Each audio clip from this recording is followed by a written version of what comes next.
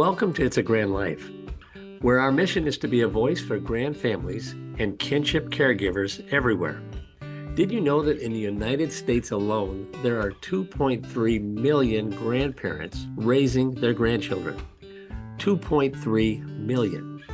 It's a Grand Life is committed to making a difference for those kids. That's why we have the podcast, a Facebook group, and the Grand Fund. The Grand Fund, which is a 501c3 which was launched in June of 2024, provides financial assistance to grand families, including shelter, food, clothing, and household needs. Grand families are in every neighborhood, in every city, every tribe, and territory nationwide. If this is you or someone you love, we're here for you, and we welcome you to join us on this mission. Our goal is to offer hope and resources to help you. Please subscribe to our YouTube channel and follow us wherever you get your podcasts and leave a review. You can also join our Facebook group. Just search for it under It's a Grand Life. And your reviews, comments, and sharing of our podcasts help us reach others that need assistance. Welcome to another episode of It's a Grand Life. Hello, my name is Craig Nash. I would like to welcome you to another It's a Grand Life. And I know you are going to be blessed today. We have got one of my oldest friends and one of the absolute stalwart leaders in the city of Detroit, a lady making a difference in the center of the city, actually just right north of the Midtown area. Lisa Johanon from Central Detroit Christian is joining us. We've known each other since I think we were two, but maybe not quite that long. But Lisa, welcome to It's a Grand Life, and we're just delighted to have you today and can't wait to hear about what is happening with grandparents in the city. But thanks for joining us. Oh, thank you, Craig. It is a pleasure to be here. I so appreciate what you're doing with It's a Grand Life and hearing the testimonies and just the personalness of how this started, why this started, and to see where the Lord's been taking it. What's really funny is before we went on the air today, Lisa said, "Is this just like 20 years ago? Only like the same old thing. We're only a little older." I had a radio program more than 20 years ago with Pastor Scotty Jones and Pastor Elton Williamson and others. And Lisa Johanon was a guest on that show. It was called Living in the City. We were talking about the great things that were going on in the city of Detroit that the mainstream media wasn't talking about. And Lisa was on our board of directors. So that goes back to the mid 1990s when we were both, I think, 10, if I'm not mistaken. Oh, it's a good thing people can't see how well we've aged. But tell us a little bit about the history of Central Detroit Christian. How did you get to where you are 30 plus years in the center of the city and you're still plugging away? But well, it starts with, there's an old saying someone shared with me once, there's no victory without a struggle. And I thought we were cruising and doing some great youth work with a national organization. And one day they turned around and fired me. And I was quite shocked because the year before they'd give me an award for doing such great ministry. So, you can't rely on the accolades of man to, really, it will not fill you. It will not fulfill you. And so after a wandering in the wilderness experience for a couple of years, really seeking the Lord and going, God, what do you want? This came to me from him. And it's one of the few times I can say in my life where I audibly heard from the Lord. And I remember fighting him just like Moses, saying, no, not me, no, I can't raise money, I can't do this.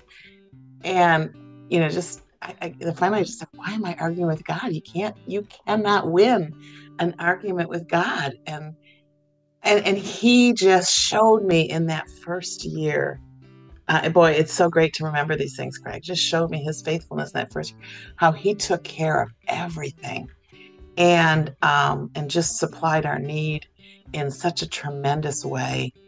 And we started with young people because that is really where it's at. That is, children are our future. They're our only future, right. And we need to care for them and love them. And we need to, in many ways, they're the least of these. They are the ones that are victims in many situations. And so that's that is really the heart of who CDC is. Everything we do is about kids. So we have grown a huge housing ministry, but you know what? That's so kids have a stable place to live. And that is so kids have, a place to call home, and they're not being evicted 2 or 3 times a year. And, employment, that's so parents can provide for their children, and all of our programs really to get them literate, or even just preschool is to get them ready for school. So we have just seen, God not only take care of us, but,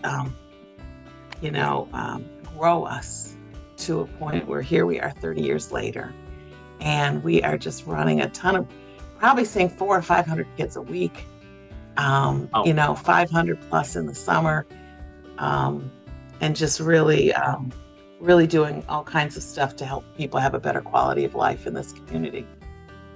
So the story of CDC and Lisa Johanon is a lot like a crucifixion and resurrection. Yeah. When you think you had this idea, boy, we are absolutely going to work with young people. We're going to do a phenomenal job. And you were surrounded with some pretty awesome folks back in the day. And that dream just died. And you're like, wait a minute here. I thought this was the plan. We were going to be in the city and we're planted here. But God had other ideas for you. And but isn't that true? Yeah, and I think go ahead. I'm sorry. I think that's when you and I met, is I was in that, and there was some woundedness, and there was even probably some bitterness, and you really helped you walked with me in some of that. And, I think the Lord let me wander for 2 years just so I would have the right heart, so my heart would be made right again, so I could forgive the situation that happened, because it was egregious. And, you don't get fired for doing a good job, usually. And so I had a lot that I had to work out spiritually. And you know what? When you do that, God can use you. God can use you in so many ways. So yeah, it was a crucifixion. I am crucified with Christ. Nevertheless, I live.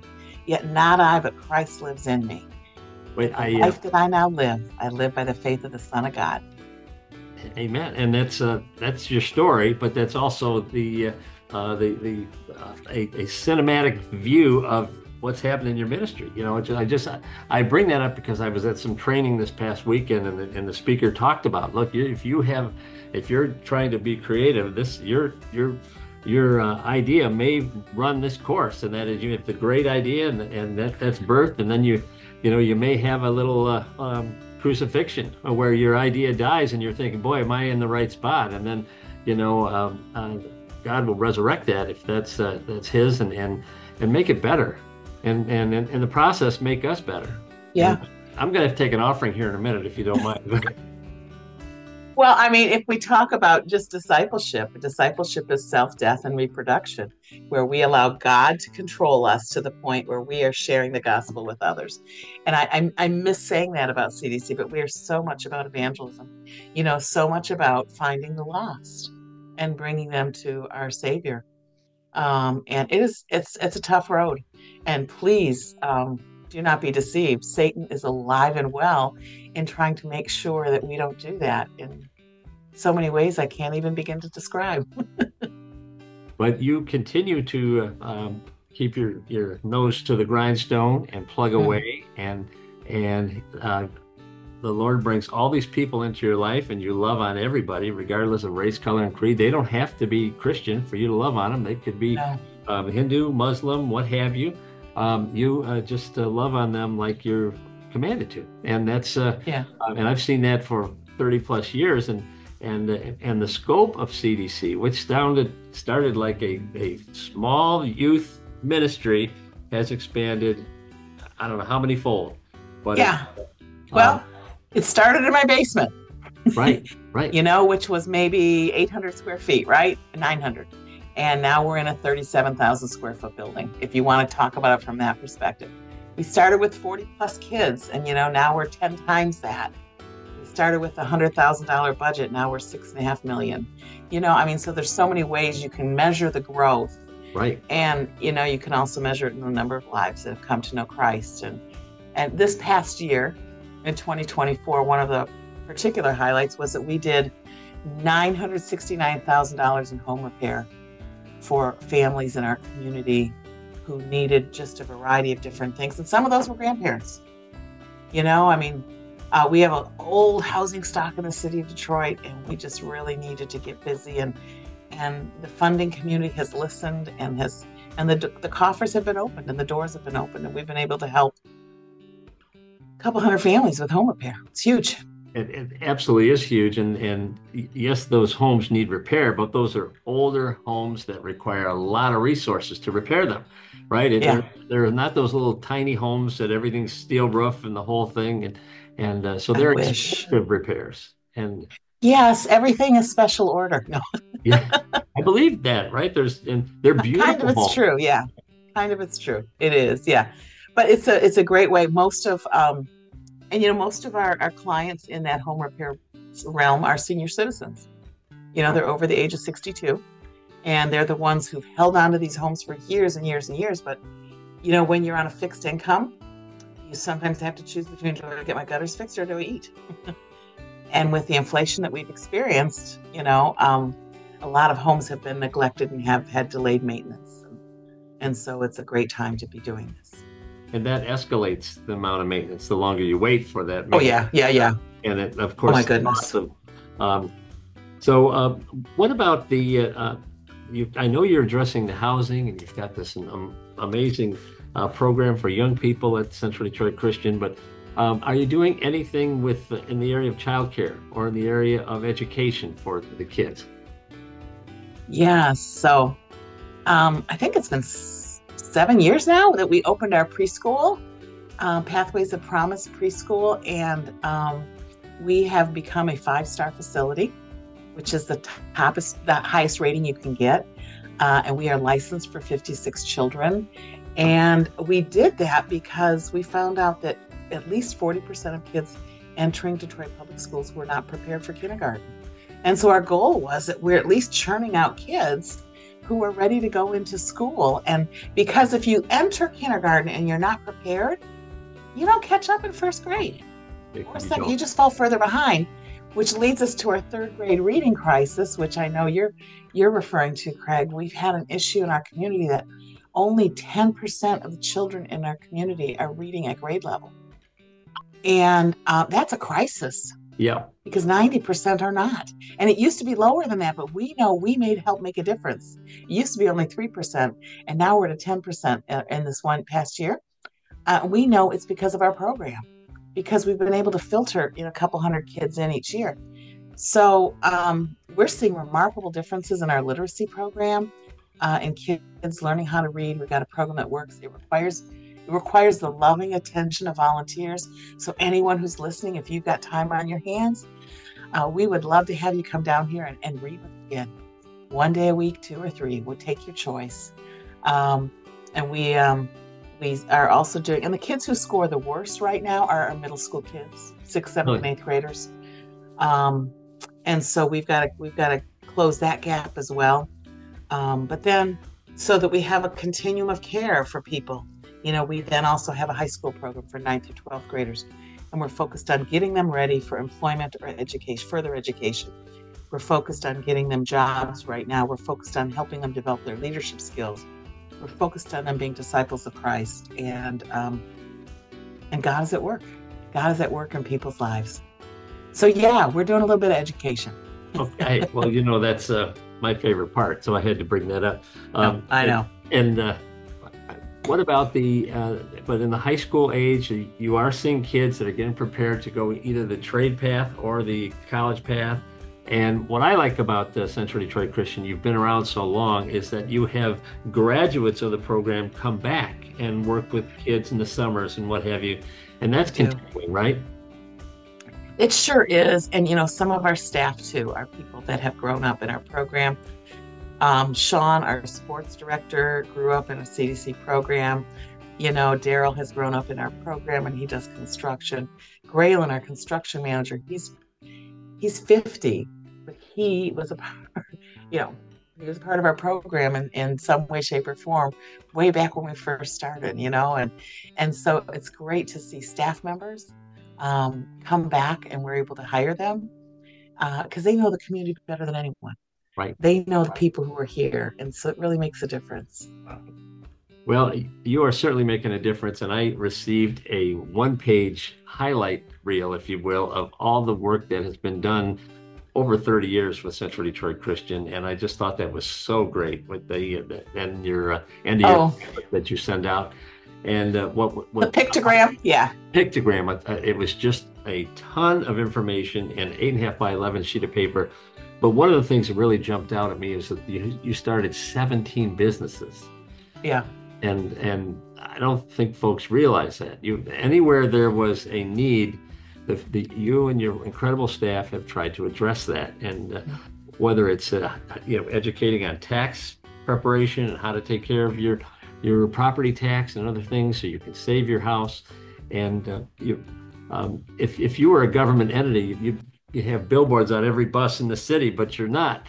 And you are a private, faith-based concern, and just making a huge difference. And I know we're going to get our listeners are going, are we going to talk about grandparents? Yeah, we're going to get there in a second. But there's so much to Central Detroit Christian Community Development Corporation that you now have a clinic inside your facility. And and that's a physician assistant program with Wayne State, is that right? Correct. It's wonderful. It's just wonderful. And we're looking to see how we can partner even more and hopefully roll out some healthy cooking classes with parents and grandparents and their children. Oh, that's outstanding. It's a healthy a great idea.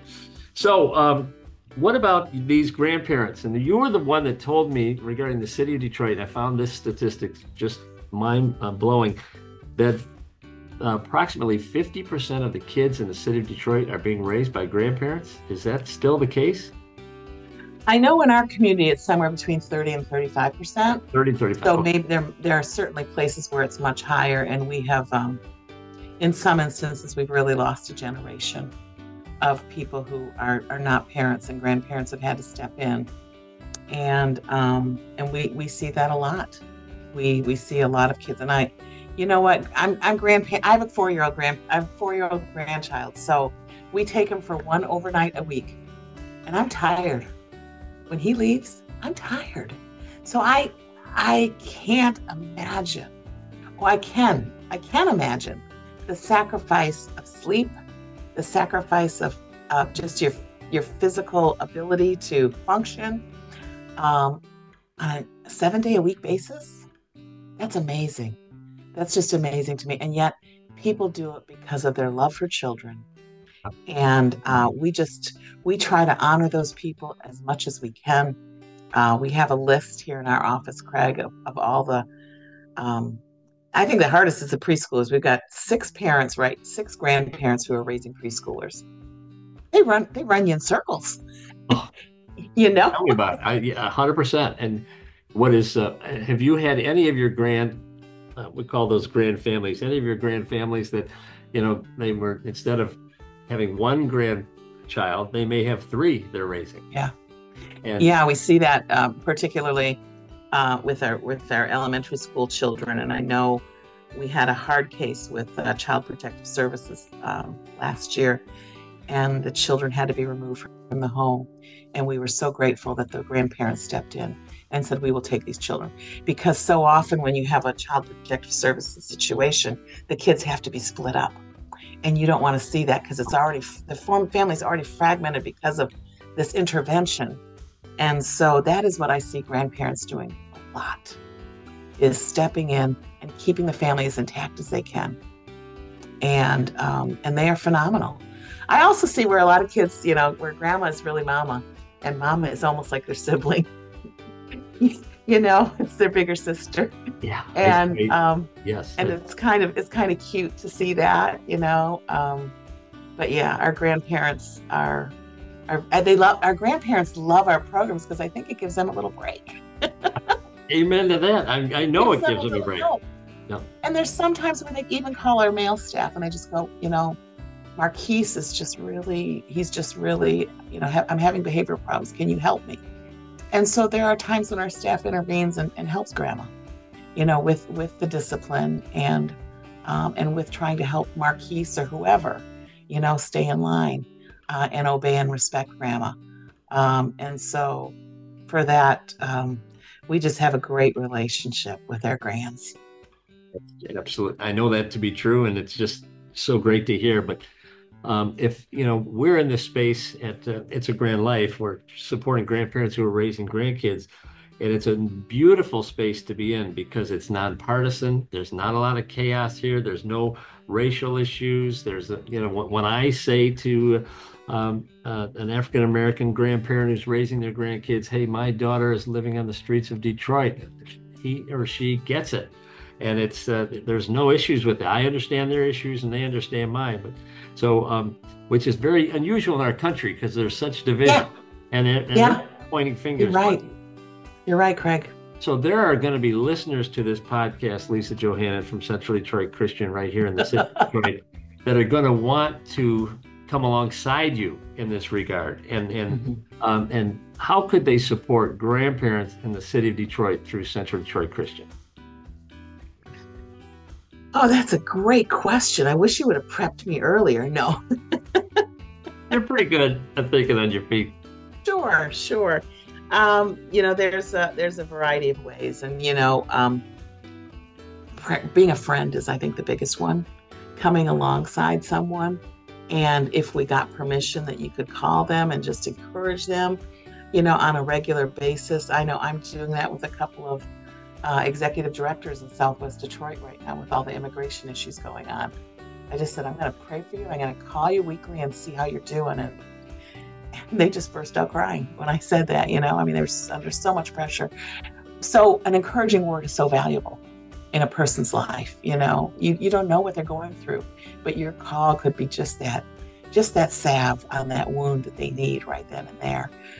Financially supporting them in cases of times of emergencies.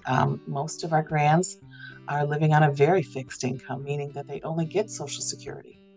And they didn't have a job that allowed them to build up retirement in any type of way. And so that's what leads to the extreme poverty that's in our community in that respect. And Lord, I don't know how people live on less than $2,000 a month. I mean, it's hard. Right. It's hard when rent is taking up half of that amount, if you don't own your home. Right. And that's, so those that's not a high rent either. $1,000 a month these days is pretty normal, right? I mean, it has become that. Yes, it has. So those are two very immediate ways. And the third way is really just coming down and volunteering and being here and supporting our kids' programs, because in doing that, you're supporting grandparents. Absolutely. It's just, and of all the 500 kids that you work with on a regular basis, what percentage of those would be raised by grandparents? Any idea? 30 to 35%. Yeah. So 120 of your 400 kids are being raised by grandparents. Yeah, probably. Yep. That's great. Well, I hope our listeners will see your number at the bottom of our screen and your website, which when we're done out of production, it'll be on there. And they could reach out to Central Detroit Christian and make a difference. You could make your calls from home and really and be a blessing to people and encourage them, and that could be a life changer, a kind word. Craig, I appreciate you teasing that out, even just from me, because we take that for granted, and we put them in with the mainstream because they're so normal, and it's such a normal thing. But we really do need to single them out in a place of giving them honor, yep. and loving them, just what you're talking about today. So thank you for doing that. Well, you are welcome. But you're talking about real world situations that we hear about on the news. Yes, we've got an immigration crisis, but you're dealing with frontline workers that are dealing with that, and that is a different perspective. Mm-hmm. It's not just the cost or the criminal element that we keep hearing about, and I don't know how much of that is gospel or not. I don't have the statistics in front of me, but I do know that if Sally is at the immigration center and she's dealing with families and they're going to Honduras or they're going to Guatemala or they're going here or there, that is an unbelievable stressful job, I would imagine. Well, what they're having to do right now in anticipation of people being deported or rounded up anyways, is figure out what to do with children.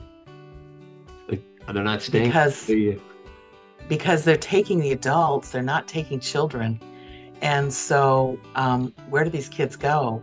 And so this could be a real niche that grandparents are going to fill if they are here and alive, or we're going to have to do something with the unique foster care situation.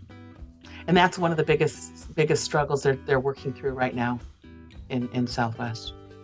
Is how to deal with that. Yeah, anticipating that, because that's huge. That's huge.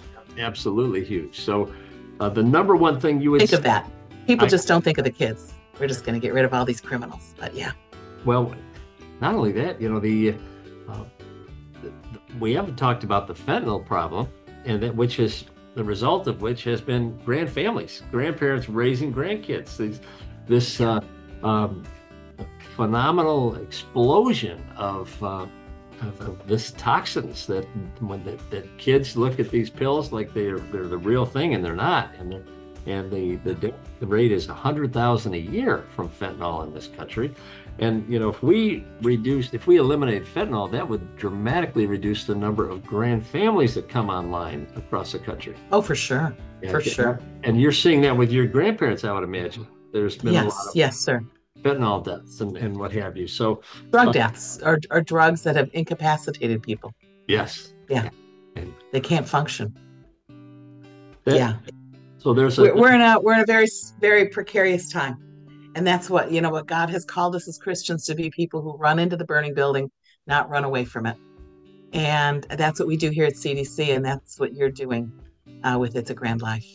That's exactly what we're trying to do, and Lord willing, get our little fire coat on and our boots and that little axe so we can battle the fire as we go in. But it's right. That's right. I could tell, and this times a million. There's nothing like giving a gift to someone who really, really needs it, and it's a matter of life and death for them, and the joy that you can have when you give out of your own abundance to help folks that are really struggling. That to me is really the gospel, being a blessing to those who really, really need it, and absolutely, and blessed to be a blessing. Best to be a blessing. Maybe you don't need that Starbucks coffee every day, but that Starbucks coffee over 30 days would make a huge difference to a grand family.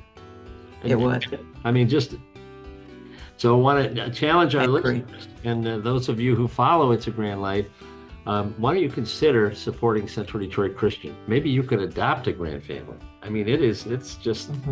I know the work that is going on there. I was on their board for 10 years, and I know that every dollar that comes in goes out to serve the folks in the center of Detroit. And Lisa Johanon has been the forefront of the good news of the turnaround of the city of Detroit, because we went through and we continue to go through some challenges, but it's way better than it used to be, Lisa. True? Amen. Yep. Yes. Let's hope it continues upward. So I had one question for you before I let you go. If you had to do it over again, what's the one thing that you would change as far as the mission and vision and fantastic results from Central Detroit Christian? What would you change? Only one? For the biggest one, whatever. Well, certainly I would have. I wish I understood the educational problems with our kids a little better. It has been a gradual process. But I'd also like to say that I wish I understood what drug dealers really needed, and that was employment.